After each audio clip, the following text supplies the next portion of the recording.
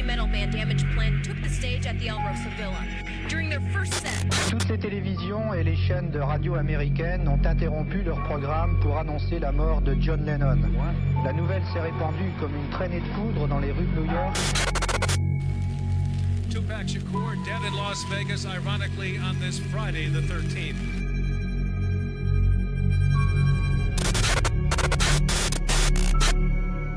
Alright. Bonjour tout le monde, bienvenue au podcast du crime. À mes oreilles, c'est ici Alex. Aujourd'hui, mon fidèle compagnon de la Belgique, Monsieur Philippe, avec nous. Comment ça va, Philippe? Salut Alex, ça va et toi? Ça va super bien, super content de réenregistrer avec toi. Là. Ouais, ça fait longtemps, hein? Ben, ça fait pas tant longtemps, quasiment. On a enregistré... On était censé enregistrer la semaine passée, mais là, on a eu des petits contretemps. Mais on reprend en 2 semaines, c'est pas si pire. Non, c'est vrai. Puis toi, il faut peut-être le temps de les écrire, tes affaires aussi. Ouais, c'est vrai. J'ai beaucoup écrit cette fois-ci. Ça a été beaucoup de recherches. Ouais. Donc, un épisode qui m'a pris un peu plus de temps. Ah, j'ai hâte d'entendre. Là.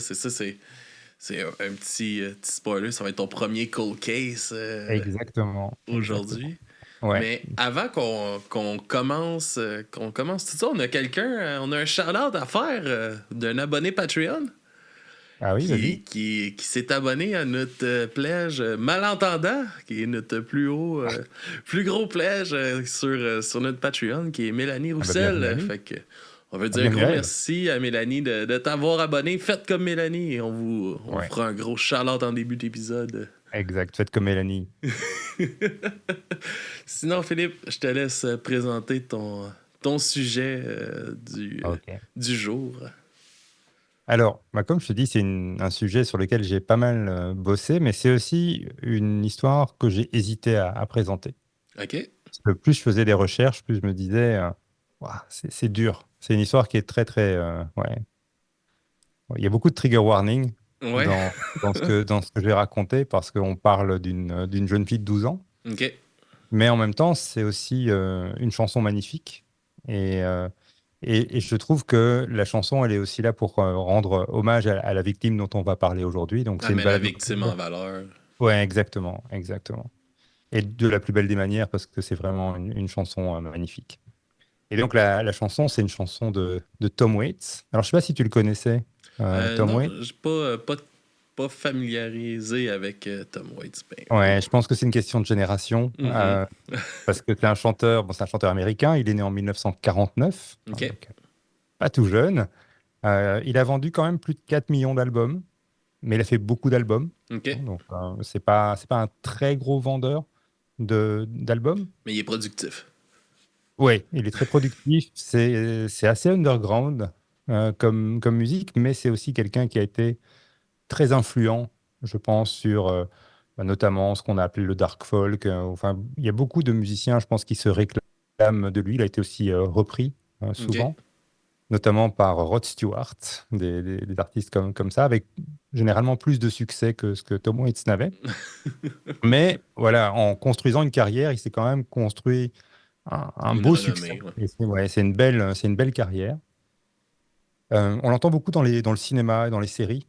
On peut entendre Tom Waits dans The Walking Dead, on peut l'entendre dans Peaky Blinders, dans Parenthood, dans Gilmore Girls, dans The Wire, dans des films comme L'Armée des 12 singes, dans Shrek. Il y a une chanson de Tom Waits. Et donc, il a fait 50 ans de carrière. Son premier album, c'était 1973. Et il est passé par beaucoup de genres musicaux. C'est un chanteur qui commence par un style un peu jazzy, un peu club de jazz, comme ça. Ça sent l'alcool et la cigarette. OK. Quand tu entends Tom Waits. Et puis, il a construit un style musical, influencé aussi par sa femme, dont je vais parler brièvement, avec qui il a beaucoup collaboré. OK.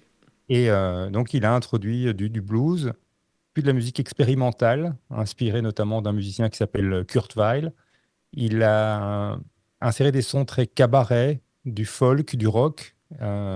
Mais ce qui va surtout caractériser Tom Waits, c'est son incroyable voix, qui est une voix qui vient vraiment des profondeurs, quoi. C'est une voix rauque, plus rauque que ça, c'est pas possible. peut-être Captain Beefheart pour ceux qui connaissent. C'est une voix grave aussi, c'est une voix éraillée, et c'est une voix de raconteur d'histoire. OK. Enfin, les chansons de Tom Waits, c'est vraiment des belles histoires.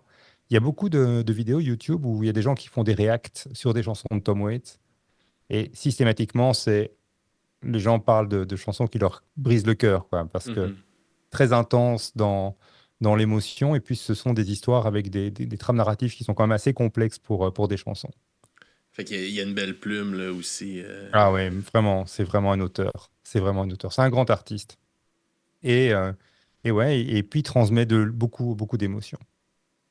Et alors, voilà, moi, c'est un artiste important pour moi. Dans sa discographie, il y a 2 albums que je mets dans les 50 meilleurs albums de tous les temps dans mon palmarès personnel. OK. Le premier s'appelle Rain Dogs. C'est un album qui est sorti en 1985. Et le deuxième, c'est Frank Wild Years, qui est sorti en 1987. Donc, c'est 2 albums qui se sont suivis dans la discographie. Ils sont assez conceptuels parce qu'ils vont mélanger beaucoup, beaucoup d'influences différentes. Il y a même un peu de rumba dans ces albums. Il y a beaucoup de blues, mais il y a une influence de la musique funéraire de la Nouvelle-Orléans OK. qui donne des chansons qui sont absolument magnifiques. Il y a du vieux rock, un son rock assez roots, notamment il y a Keith Richards des Rolling Stones qui joue sur l'album Rain Dogs. Et puis il y a beaucoup d'audace. Il part dans des trucs assez Il se laisse aller, là. expérimentés. Ah oui, vraiment. Mais c'est jamais au détriment de l'émotion. C'est des albums, enfin, ce sont 2 albums qui sont extrêmement touchants. Et voilà, moi je m'en lasse pas, ça me donne des frissons rien qu'à en parler, je t'avoue. Je vais aller jeter une oreille à Ouais. ces Et albums-là. donc je conseille 2 morceaux OK. qui sont de ces 2 albums-là. Le premier, c'est Innocent When You Dream, qui OK. est une chanson très émouvante, mais aussi un petit peu expérimentale. Et c'est la chanson qui passe en intégralité à la fin d'un film qui s'appelle Smoke. Et si vous voyez le film, voilà, la chanson prend encore plus de charge émotionnelle. Et puis, il y a une chanson très étrange, mais très touchante, qui s'appelle Anywhere I Laid My Head, qui est OK. voilà, si un vrai chef-d'œuvre. Ce sont 2 chansons très très lentes. C'est pas forcément représentatif de tout ce qu'il fait. Il y a aussi des trucs très nerveux, un peu comme un peu Nick Cave aussi. Tu vois, Nick Cave, c'est inspiré de Tom Waits. Et puis c'est aussi un acteur. Euh, Moi, je l'ai découvert en tant qu'acteur dans un film que j'adore qui s'appelle Down by Law, qui est un film de Jim Jarmusch des années 80 aussi. Il joue dans des films plus récents comme Seven Psychopaths, très très bon film, un film un peu thriller, OK. mais très malin. Dans l'imaginarium du docteur Parnassus, il joue dans Dracula, le Dracula qui a eu le plus de succès. Donc, et puis, il a joué dans 2 films de Coppola qui s'appellent C'est Outsider de et là que Pacific sa Rim. face me dit quelque chose. Ah oui, sûrement. Oui, oui, oui, c'est vraiment, c'est une tête. Et sa voix a été utilisée pour un personnage des Simpsons. OK. Voilà, donc on dit que tu as réussi ton succès en tant qu'artiste si ton personnage apparaît dans les Simpsons. Ben voilà, c'est le cas pour Tom Waits. Et voilà, et c'est voilà, pour moi, c'est un génie. Et on va s'arrêter sur une de ses chansons aujourd'hui, qui est une chanson assez classique dans sa structure. C'est pas une chanson expérimentale du tout. On est plutôt dans un jazz blues assez minimaliste. Et la chanson s'appelle Georgia Lee. Et OK. Georgia Lee, c'est la personne dont on va parler aujourd'hui. Ça a été coécrit par Tom Waits et sa femme, donc Kathleen Brennan, qui le suit depuis le début des années 80. Et OK. donc, ils ont vraiment construit, je pense qu'on peut dire qu'ils ont construit l'œuvre de Tom Waits ensemble. Et ils sont toujours mariés aujourd'hui, ce qui est rare de nos jours. Surtout dans les célébrités. Absolument. Alors, la chanson Georgia Lee apparaît sur l'album Mule Variations, qui est sorti en 1999, 1999 pour les Belges, et c'est le seul album de Tom Waits qui s'est vendu à plus d'1 million d'exemplaires. OK. Pour moi, c'est pas son meilleur album, mais c'est quand même un très très bel. Enfin, de toute façon, il n'y a que des très beaux albums chez Tom Waits. Mais voilà, c'est un album en tout cas que je recommande, mais après Rain Dogs et Frank Wild Years. Et donc, ouais, comme tu le disais, c'est la première fois que je vais parler d'un cold case. Et la victime de ce cold case, c'est Georgia Lee. Donc, c'est le Le titre titre de de la la chanson. chanson. Ouais. Et la chanson, déjà, quand tu l'écoutes, eh ben, elle est bouleversante, quoi. C'est une chanson. hein, qui porte, même si tu fais pas attention aux paroles, tu sens qu'il y a quelque chose de triste dans ces paroles. C'est une chanson qui est minimaliste. Il n'y a pas beaucoup d'effets. Il y a des arrangements qui arrivent petit à petit, mais ils arrivent bien. Et je trouve ils sont très très beaux. Il y a un peu d'accordéon de façon très discrète. Il y a un peu de percussion, mais de façon très discrète. Enfin voilà, c'est une Ouais, chanson très subtile. comme pour vraiment mettre les paroles de l'avant, dans le fond. Ouais, exactement. C'est quelqu'un qui est capable de faire du piano-voix comme il est capable de travailler avec un groupe de la Nouvelle-Orléans et faire des trucs complètement dingues. Ouais. Et la chanson s'ouvre sur un premier couplet qui te prend aux tripes. Alors, je vais le citer en anglais, après, je citerai les extraits directement en français. Donc, la chanson commence par Cold was the night, and hard was the ground. They found her in a small grove of trees, and lonesome was the place where Georgia was found. She's too young to be out on the street. Donc, tout est dit, hein, c'est la nuit est très froide et le sol était dur. Ils l'ont trouvée dans un petit boisé et l'endroit où Georgia Lee a été trouvée était solitaire. Elle est trop jeune pour être dehors dans la rue. Alors Mm. là, il faut juste faire petite parenthèse. Il commence par Cold was the night. Dans la vraie histoire, la nuit n'était pas froide du tout parce que on parle d'une nuit d'août en Californie. Mais C'est voilà, rare ça qu'il fait fait un peu froid. pour la chanson, voilà. Et puis ça peut être froid, enfin voilà, ça peut être Une autre sorte plus de froid. symbolique. Oui, Ouais. exactement. Alors, on est à Pasadena, pardon, qu'est-ce que je dis? On est à Petaluma, en Californie. On est le 22 août 1997 et c'est un ouvrier communal qui vient réparer en fait un panneau et il tombe sur le corps dénudé et décomposé de quelqu'un. À ce moment-là, il ne sait pas qui c'est, qui est au pied d'un sapin. Et il n'y a personne qui a déclaré une disparition qui correspondrait à ce À, corps. à cette description-là. Oui, voilà, il n'y a pas de disparition renseignée, en tout cas dans les commissariats locaux. Et donc, c'est ce qu'on appelle une Jane Doe. Tu vois, hein. On dit un John Doe ou Jane Doe Mhm. quand quelqu'un qu'on n'arrive pas à identifier. On dit ça au Canada aussi? Peut-être. C'est pas un Hmm. thème que j'ai entendu déjà, mais c'est pas un thème que j'entends nécessairement Ah oui. Non. Mais régulièrement. voilà, en tout cas, c'est une personne qui n'est pas identifiée. Euh, et puis, le corps est déjà assez décomposé. Et les enquêteurs se disent que, voilà, à première vue, c'est une femme âgée entre 18 et 40 ans, hein, ce qui est assez large déjà comme fourchette. Ouais. Mais il s'avère que Georgia n'a pas 18 ans, elle a 12 ans. Mais Ok. de nouveau, l'état du corps. Ouais, j'avais dit que c'était pas une histoire rigolote. Non, non, non, non. Voilà. Donc, l'état de décomposition du corps montre que la mort remonte à plus de 7 jours. Voilà, à ce moment-là, on n'arrive pas encore à la dater. Et il y a un avis de disparition qui est émis, ce qui permet à la police et aux légistes de savoir qu'il s'agit de Georgia Lee. Donc, le 26 août 97, quelques jours après la découverte, donc 4 jours après la découverte du corps, elle est identifiée grâce à ses empreintes digitales. Alors, dans beaucoup de sources, on dit qu'elle est identifiée grâce à ses empreintes dentaires, mais sa sœur, fait un podcast sur Georgia Lee, explique que ce sont les empreintes digitales. En fait. Il y Et a, l'autopsie. Oui, juste vas-y. une petite parenthèse. Il y a Pépé puis sa guitare qui dit qu'on dit ça dans le Canada anglais, l'expression surtout. Ah, voilà, oui, c'est ça, c'est vraiment le terme américain, quoi, John Doe, Jane Doe. Et puis t'as des requests pour chanter aussi les paroles dans le chat. Non, pas celle-là. Pas celle-là. Je peux, tu vois, j'ai un peu un principe, c'est quoi que je fasse, je peux pas m'attaquer à un chef-d'œuvre. Ouais, je peux pas.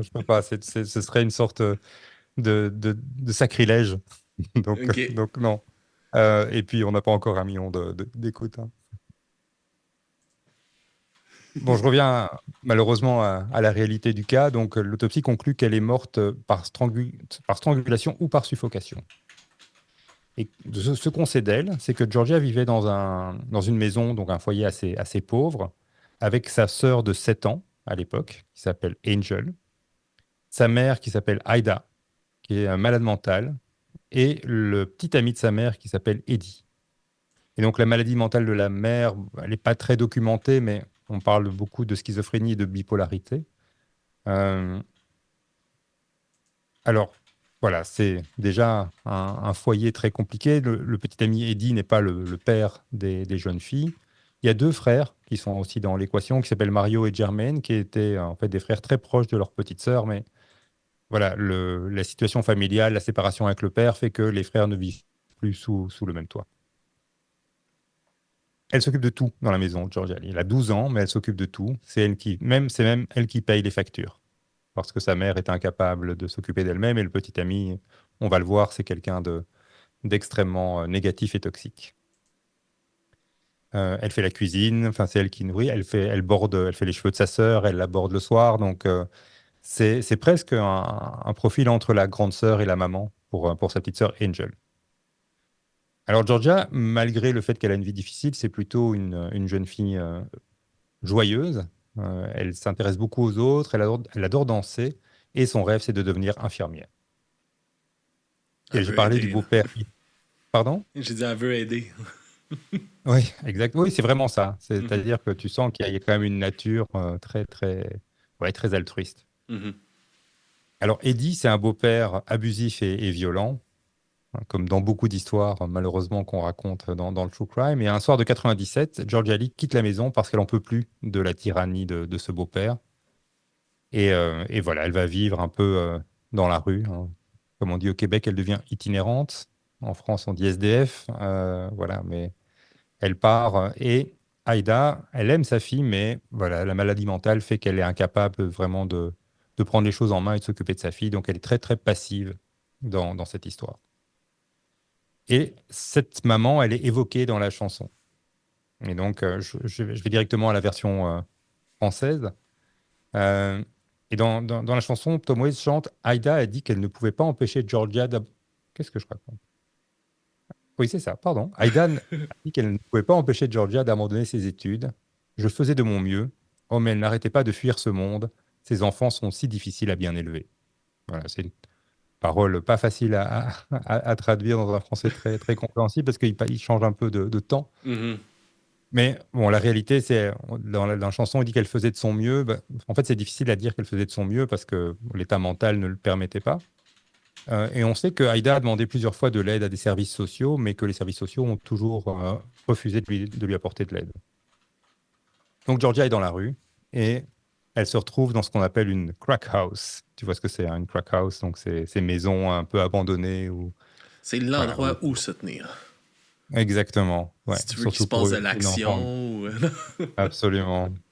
Et donc là, il y a des adultes hein, qui sont les Mhm. parents en fait de ces copines qui ne pensent qu'à se droguer et qui ne s'occupent pas évidemment d'enfants comme ils devraient le faire.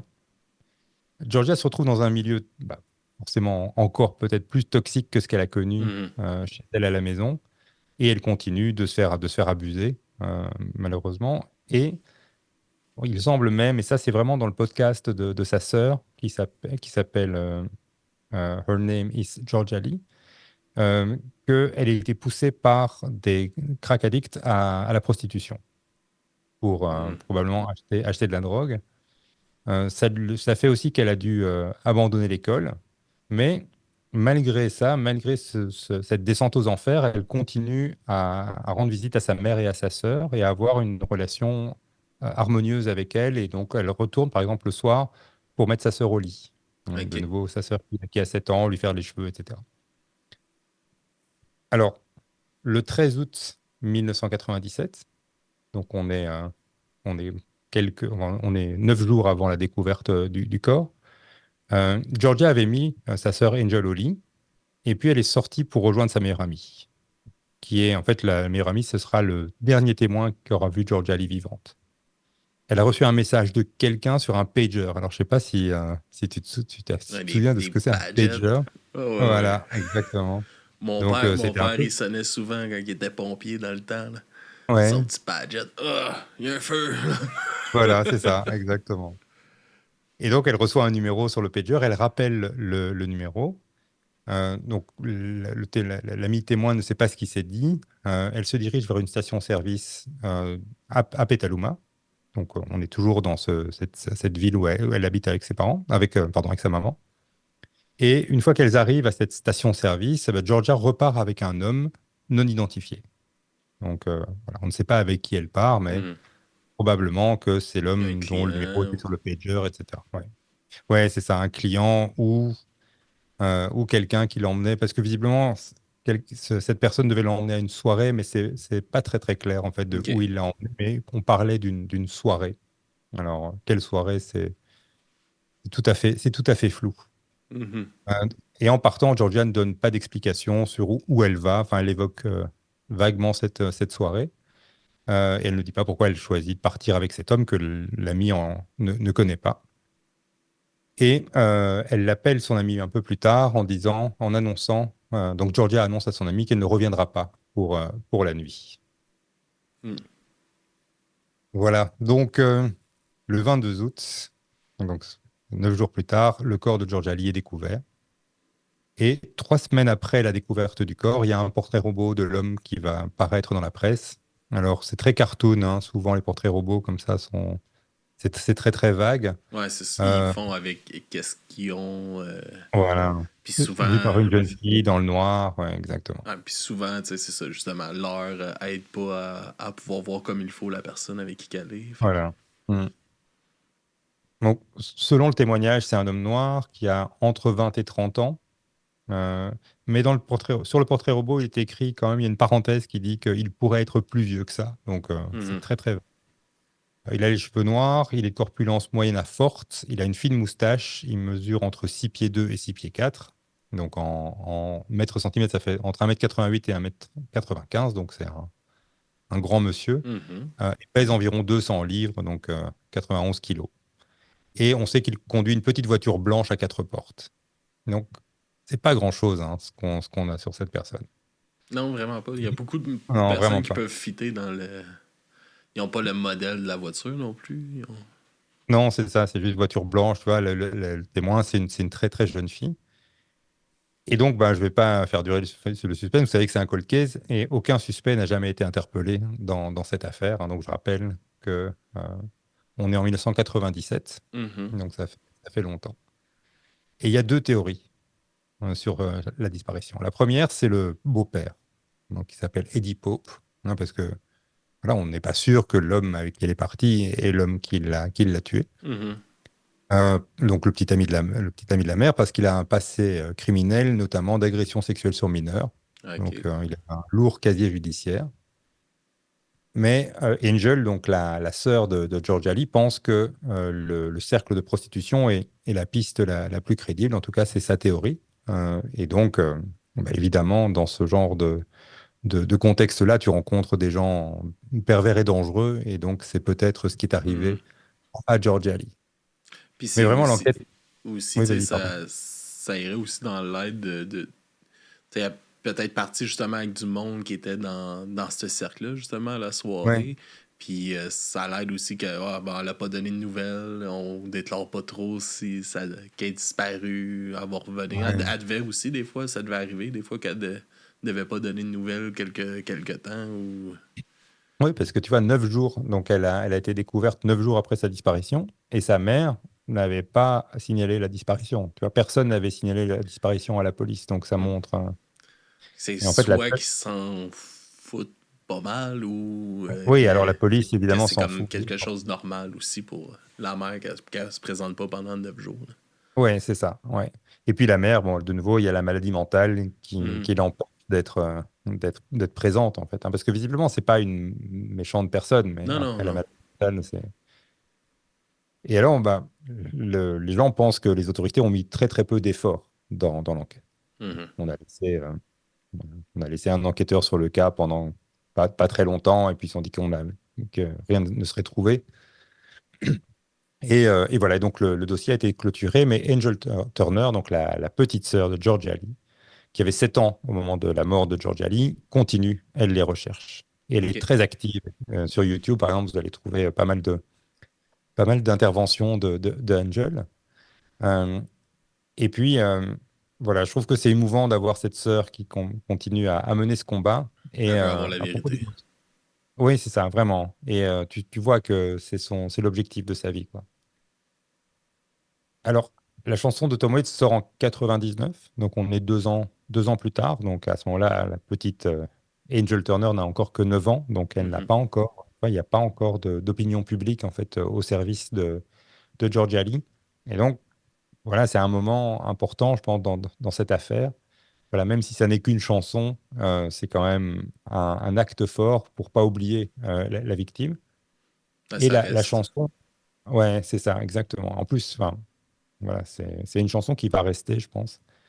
Et pardon, le refrain de la chanson est assez bouleversant parce que le refrain dit Why wasn't God watching? And why wasn't God there for Georgia Lee? Donc pourquoi Dieu ne regardait pas, pourquoi Dieu n'écoutait pas et pourquoi Dieu n'était pas là pour Georgia Lee? Ce qui est voilà, Mm. un refrain très puissant. 26 ans après les faits, donc Angel est toujours en train de porter la mémoire de sa sœur. Donc je rappelle, je pense que je me suis trompé d'ailleurs tout à l'heure, le nom du podcast c'est They Called Her Georgia Lee. Ça c'est le nom enfin, Du le titre du podcast podcast, un d'Angel. peu en anglais, mais enfin, voilà, un podcast très, très touchant et très bien fait. Et la sœur Angel publie une lettre ouverte sur son site web. Et si tu permets, je vais lire la lettre. Ben oui. La petite sœur. Ok. Alors, c'est pas trop long. En 1997, ma sœur a été retrouvée sur le bord de la route. Elle a été étranglée et si gravement décomposée qu'il a fallu utiliser son dossier dentaire pour l'identifier. Donc là, je fais une parenthèse. À l'époque, elle pensait que c'était le dossier dentaire, mais c'est un détail, évidemment. OK. Le nom de ma sœur est Georgia Lea Moses. Parce qu'on l'a appelée Georgia Lee depuis le début, mais en fait, c'est aussi pour montrer que finalement, on n'avait pas fait beaucoup de cas de cette affaire parce qu'elle ne s'appelait pas vraiment Georgia Lee, mais Georgia Lea. Alors c'est un détail, mais c'est un détail qui montre qu'on voilà, on ne faisait pas trop attention à cette Mhm. affaire. Elle avait 12 ans. Je pourrais continuer à écrire encore et encore sur la façon dont l'État de Californie a laissé tomber ma sœur et ma famille. Mais je garderai cela pour une autre fois. Si vous n'êtes pas familier avec l'histoire de ma sœur, une recherche rapide sur Google vous permettra de trouver une multitude d'histoires sur elle. Au fil, au fil des années, de nombreuses tentatives ont été faites auprès du département de police du comté de Sonoma, du département de police de Santa Rosa, ainsi que d'autres entités chargées de l'application des lois, pour que cette affaire soit réexaminée, avec très peu d'aide et souvent sans réponse. Je crois sincèrement que toutes les vies comptent, comme elles le devraient, mais je suis très consciente que pour certains, nous devons nous battre pour la justice. Cela me fait profondément mal de savoir que l'assassin de ma sœur n'a pas été arrêté, mais cela me fait encore plus mal de savoir que les personnes qui sont élues pour nous aider, et celles dont le travail est de servir et de protéger, autorisent que certains cas passent inaperçus. C'est un nouveau jour. Je me suis donné pour mission de demander justice pour ma sœur, aux côtés des habitants de la ville de Santa Rosa, de Petaluma, du comté de Sonoma, de l'État de Californie et d'innombrables autres. Nous nous sommes unis pour apporter un changement. Il y a 23 ans, je n'aurais jamais imaginé que je supplierais les responsables politiques de se soucier suffisamment de ma sœur pour qu'ils accordent à son cas l'effort nécessaire à une enquête approfondie. Je n'aurais jamais pensé que l'ampleur de l'attention médiatique et des indignations différait considérablement entre ma famille et une autre famille en raison de la couleur de notre peau. Il ne s'agit pas d'un discours de Black Lives Matter, mais d'une vérification de la réalité selon laquelle, même si nous sommes créés égaux, nous ne sommes pas tous égaux. Je ne peux que prier pour qu'un jour prochain, j'obtienne l'aide nécessaire pour rendre justice à ma famille et enfin résoudre le meurtre de ma sœur, signé Angel Turner. Et après avoir entendu ça, je me mets au défi d'aller écouter la chanson sans verser une petite larme de Tom Waits. Tabarnak, Mais hein, c'est dur, hein. Ah ouais. Mais bon, pour conclure, je vais quand même dire que c'est une chanson qui est vraiment une chanson magnifique et que cette chanson, elle est belle et elle est aussi très intemporelle. Il y a quelque chose de très intemporel chez Tom Waits et je pense qu'on l'écoutera encore dans 50 ans. Et je trouve que cette chanson, elle a un mérite qui est un mérite merveilleux, c'est d'offrir à Georgia Lea une forme d'éternité. Mhm. Voilà, c'était mon histoire très tragique du jour. Je vous promets que la prochaine ne sera pas aussi triste, mais je tenais à celle-là parce que je trouve que d'abord c'est une C'est chanson magnifique et puis c'est une affaire qui mérite qu'on en parle un petit peu. c'est un cas important. Ouais, C'est- exactement. Puis ça, c'est ça, tu sais, tout ce que ça peut représenter aussi, aussi sur le côté du racisme Ouais, systémique, puis exact. Mm. de tout ça, ça apporte une voix à ça aussi. Là. Et aussi de ce qu'on appelle le classisme, de dire voilà, ce sont des gens d'une classe sociale, enfin vraiment c'est le bas de l'échelle au niveau des classes sociales. Mhm. Et voilà, je pense Ah, que ils dans tous les pays sont du monde, on a une justice de riches, mais là, aux États-Unis, c'est peut-être encore pire, t'es un quoi. peu destiné à cette fin-là. Euh, Ouais, exactement. Ouais. comme on avait dans Bomb City, là, le film sur Brian. j'ai un blanc de son nom de famille, là, mais c'est justement ça. Là. Il a vu que c'était un punk qui vivait de... Il s'est fait tuer par un joueur de football là, de son école. Là. Puis vu que lui, c'était un punk qui vivait en marge, ben c'était un peu mérité. Fait que l'autre, il s'en est sorti sans rien. Tu sais. Ouais, c'est ça. Voilà, exactement.